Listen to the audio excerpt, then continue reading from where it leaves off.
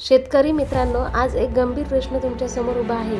जर जगात युद्ध झालं तर आपल्या शेतात खत येणार का? आणि जर खतच नाही मिळालं तर पिकाचं काय होणार? पश्चिम आशियातील युद्धामुळे सध्या जगभर खताच्या टंचाईचं सावट निर्माण झालं आहे.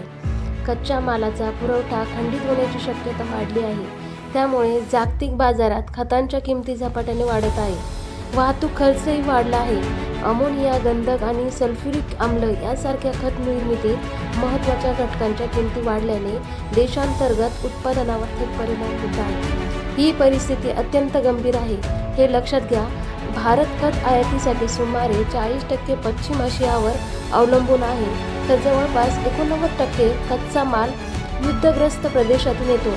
होर्मुझ समुद्रधुनीतून अडथळे निर्माण झाल्याने LNG म्हणजे द्रवरूप नैसर्गिक वायू आणि अमोनियाचा पुरवठा कमी होत आहे. याचा परिणाम खत कारखान्यावर होत आहे.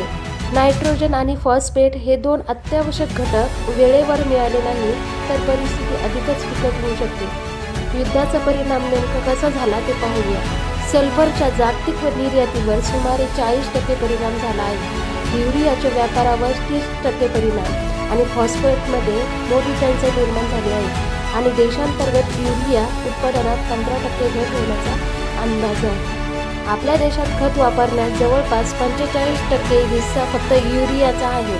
त्यामुळे युरियाची टंचाई म्हणजे थेट शेतीवर संकट. आता एक महत्त्वाची गोष्ट समजून घ्या.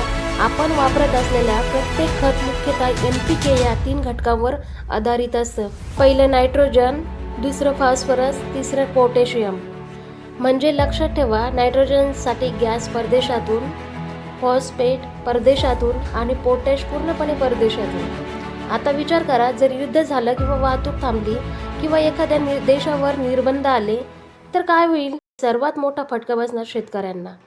पण घाबरून चालणार नाही. उपायही आहेत. आपण रासायनिक खतावर अवलंबून न राहता पर्याय स्वीकारले पाहिजेत. शेणखत किंवा कंपोस्ट खत मातीची सुपीकता वाढवतात. पीक फेरपालट केल्याने जमिनीचा समतोल राखला जातो. आता वेळ आली आहे देशाने स्वतःचं उत्पन्न वाढवण्याची आणि शेतकऱ्यांनीही नवीन पर्याय स्वीकारण्याची. कारण खत म्हणजे फक्त मातीचं अन्न नाही, तर देशाच्या भविष्यासाठी जीवनरेखा आहे. युद्ध कुठेही झालं तरी त्याचा सर्वात मोठा फटका शेवटी शेतकऱ्यांनाच बसतो.